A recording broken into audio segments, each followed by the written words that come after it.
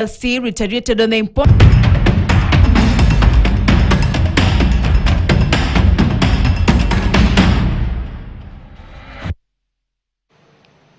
All right, let's take a look at stories all to do with the budget presentation that will be done on Thursday by the Treasury Cabinet Secretary, John Mbadi. Now, get this, business leaders have called on the government to support local industries by reducing taxes on essential materials used by companies to produce goods and protecting the market.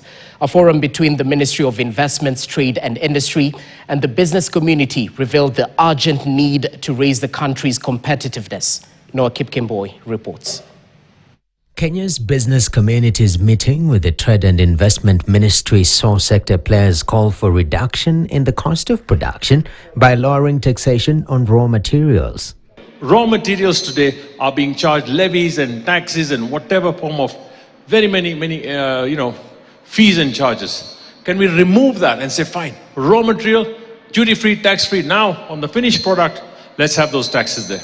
Reduced competitiveness has seen foreign players increase their stake in various sectors in the country, a status some of business leaders are saying should change and Kenyan products prioritized. We would like to see at least more than 60% of Kenyan product being given first opportunity in all these supermarkets.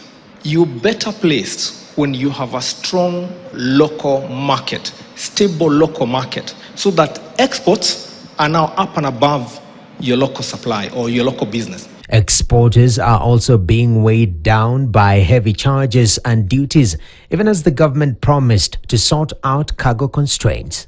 In the last 3 months, there's a new tax from HCDA, which is 0.25% of all exports, goes to an organization called HCDA, Horticulture Crop Development, 0.25%. We have no idea where this money is going and why it's going. So it's a new tax they brought in.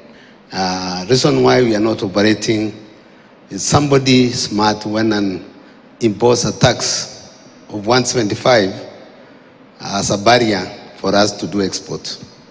And on the pretext that he's doing a local production, which has killed us very badly. I've had discussions with the exporters, especially regarding constraints on cargo for fresh produce, for flowers and others.